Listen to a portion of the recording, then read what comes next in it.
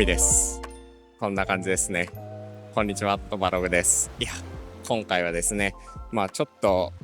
夏なんですけども、結構涼しいので、外で動画を撮っていこうかなと思います。というわけで、今回の動画はデスクをカバンに入れて持ち歩く。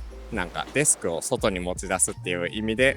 試しに海で撮ってみようかなと思います。最近よくね、DJ とか音楽を作る人が外のこういうあえて自然みたいな環境で作業をしてっていうか音楽を作ったりしてるのを見て、ちょっとそれに共感を受けてというかインスピレーションを受けて、カバンの中身なんだけどデスクを外に持ち出すっていうね行為自体がすごく好きなので、ちょっと動画撮っていこうと思います。それでは早速行ってみましょう。この辺かな。ちょっと波の音がすごいんですが、よいしょ。いい感じの景色ですね。はい、というわけでまずアイテムに関して紹介していくんですが、今回はカバンの中身も兼ねているので、このちょっとしたデスク環境をこのカバンに入れています。これはデサントのバックパックで、確か今年のモデルだと思うんですが、こういう感じでね、シュリンクっぽい伸縮加工って言って、塩でこうナイロン生地をギュッてやってくしゃっとさせたみたいな、このね生地がすごく好きで、これを最近購入して使っています。この夏前ぐらいの時期になると、ちょっと明るい色のバックパックが欲しくなるんですよね。ちょっとこういうアースカラーっぽい系のものが割と好きなので、そういう方向性でカバンを探してたところ、このデサントのやつを発見したので、このバックパックすごくいいのが、やっぱサイズ感と容量ですかね。見た目が割と普通のデイパックっぽい感じなんですが、気持ち一回り大きいというか、割と25リットルなんでたくさんの荷物が入ります。あとやっぱデサントってスポーツメーカーなので、このクッション材とかこの辺の背中側のサポートもかなりクッションが分厚いです。それでいて、そんなにこっち側はねクッション材が入っていないから重さも割と軽めなので、そういうところが気に入って今回はこれを持ち出していろいろなアイテムを入れています。ここもいいんだけど、もう少しあっちにね良さげなスポットがあるんですよね。ちょっとそっち側行ってみようか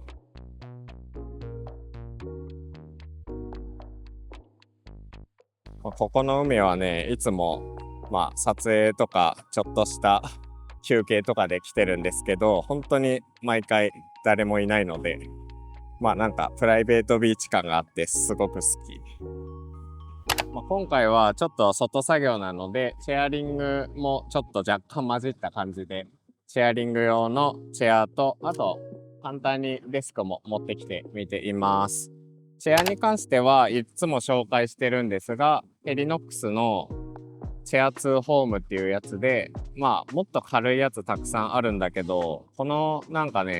白っぽいきなりっぽいような素材感が結構好きで、軽さと見た目のバランスがちょうどよくて、これをいつも使っていますよ。こんな感じ、ぐしゃっとなって折りたたむやつで、テーブルに関してはこれもね同じくヘリノックスのホーム系の同じシリーズのねデスクを持ってきています。そんなに実は使用頻度が高くなくて、結構これ自体でかいんですよね。カバンの中には入らないので、本当にここぞっていう時とか、風でね結構飛んじゃうんですよね、ヘリノックス系のアイテムは。なのでそこがちょっと難点なんですが、組み立てていく。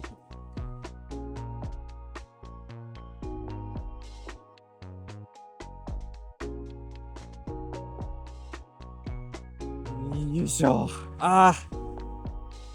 最高です。いいな。ちょっとこれだと斜めの感じが使いづらいんで、若干この横側に置いた方が足も伸ばしながらゆったりとして何かしらができるっていう感じですかね。意外とデスク結構頑丈じゃないですか。あんなに折りたたみされてるのに、タイピングぐらいだったらそんなに問題ないぐらいの耐久性があります。ただ風には結構弱いので、こういうね海沿いでめっちゃ風が強い日とかはちょっと注意が必要な系統かなっていう感じで、カバンの中身、モバイルデスクセットアップって言いたいんですけども、紹介していこうと思います。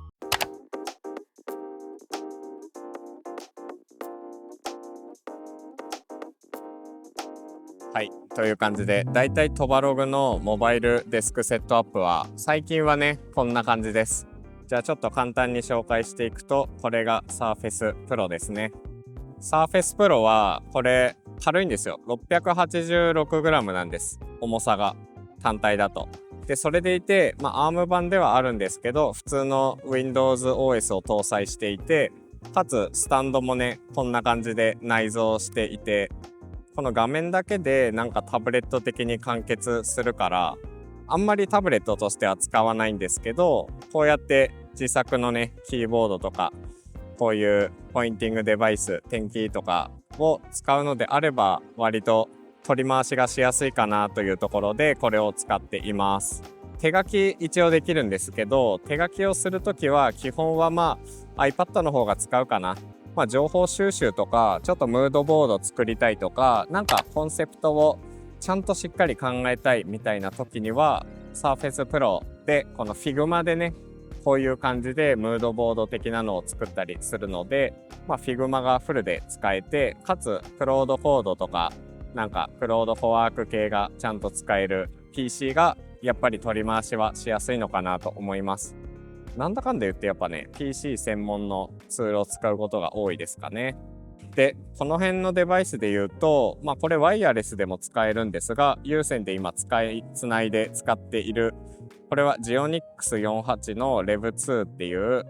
いわゆる自作キーボードみたいなものです。これは結構何回も紹介してるんですが、いわゆるねカスタムキーボード、自作キーボードみたいな方向性のもので、オーソリニアの48キー、そしてスイッチはねロープロファイルなんですが、自分でちょっとハイキー、なんか高さのあるこのキーキャップをつけて自分仕様にしています。やっぱこの見た目というか、この印字されてないこの感じがすごく好きですね、個人的には。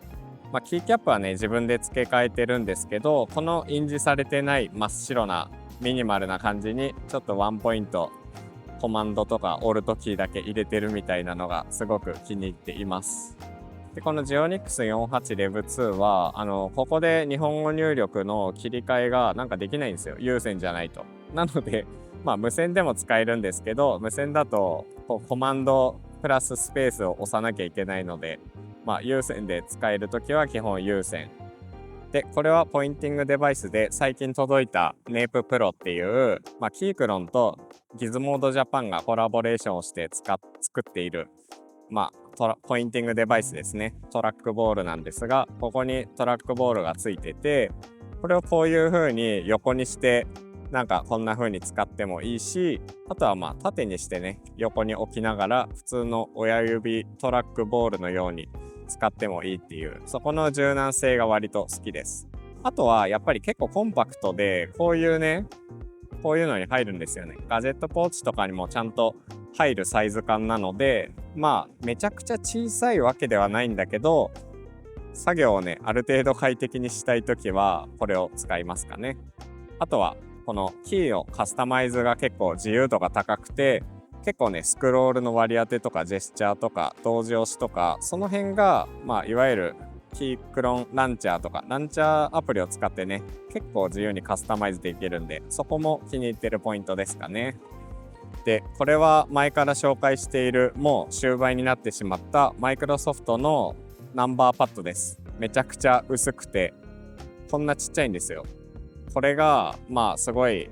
良くて、使わない時でもこういうカバンにねガジェットポーチに忍ばせておいても何の負担もない、とりあえず入れておけば安心感があるっていうところで、これはいつも持ち出して使っています。でテンキーなんて何に使うんだっていうところなんですが、基本的にブレンダーとかダヴィンチリゾルブとか、そういうクリエイティブ系のツールを使うときには必須なんですよね。基本はね Surface Pro でこれを使うってことはあんまりないんですけど、 MacBook Pro とかでね使うことが多いんですが、一応今回こうやって並べてみています。これでモバイルセットアップとしてはすごくいいんじゃないかな。で、あとはヘッドホン。これはバン&オルフセンのやつで、外作業するとき、ここはそんな人がいないんであれなんですけど、どうしてもカフェとかコワーキングスペースとかだと人の声が気になってしまって集中力が途切れるので、これのノイキャンをオンにして音楽をかけているといつの間にかめちゃくちゃ没頭できるので、これを使ってってわけじゃないか。見た目がすごく好きでですね。見た目もいいし音質もいいし、その分ちょっと高かったんですけど、これはすごい気に入ってずっと愛用してます。真夏だとちょっと暑いかな。で、これはロルバーンの手帳で、ロルバーンの手帳はね、ずっと愛用していて何回も買い替えてるんですが、これが L っていうロルバーンノートの L、イエローみたいなやつだったと思います。結構こんな感じで、その時に頭に浮かんだ図とか、こういうことをやりたいみたいな、今こういうのを作りたいから、それをどういうふうに構築していくかみたいなのとかを考えたりとかしているやつですね。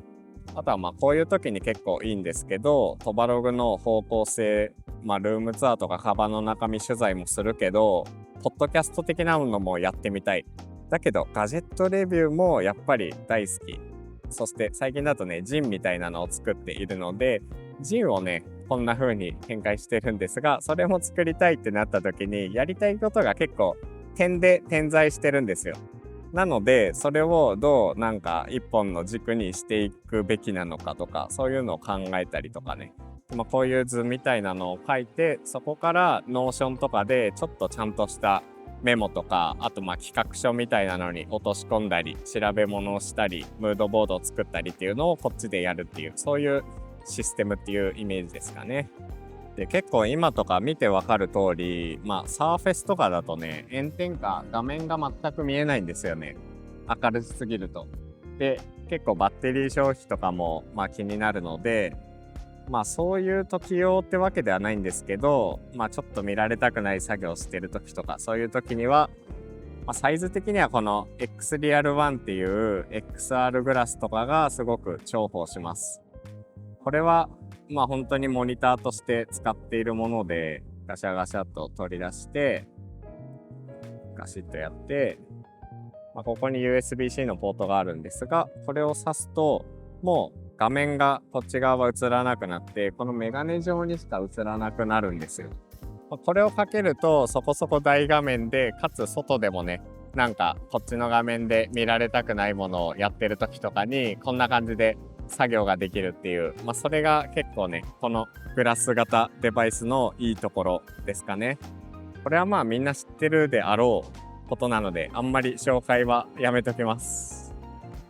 はい、っていう感じのセットアップなんですけど、今回ちょっとやっておきたいなと思うのが、ルームツアーの取材とかのもう少しね、しっかりと軸というか骨組み作った方がいいなと思っていて、そういうね、取材の方法、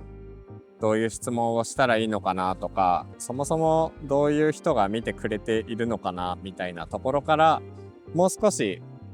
今まで結構クリエイターみたいなざっくりとした枠組みだったので、ちゃんとメッセージというか、そういうのをね、考えていきたいなと思っています。そういう感じの今日は作業をしていこうかな。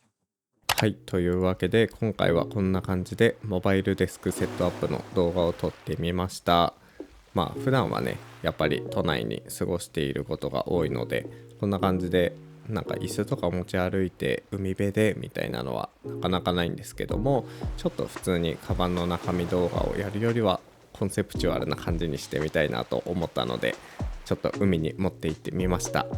実際は結構ね、風が強かったり潮が満ちてきたりと割と大変ではあるんですけども、たまにこういう風に外に出ていくとアイデアも湧き出てくる感じもあるし、いつもの日常とは違う感覚で作業ができるので、すごいリフレッシュしてよかったです。今後もこんな感じで企画として動画を撮っていきたいなと思っているので、インタビューとかも含めてね、いろいろと動画にしていければ幸いです。あとトバログでは今回紹介したアイテムのいくつかはね、トバログペーパーって言ってこんな感じで自分の持ち物を紹介している本で紹介しているので、ぜひそちらも気になった人はチェックしてもらえると嬉しいです。そしてこの動画いいなと思った人はぜひいいね、あとハイプみたいなのもできるらしいので、ハイプとか、あとチャンネル登録もよろしくお願いします。それでは次の動画でお会いしましょう。トバログでした。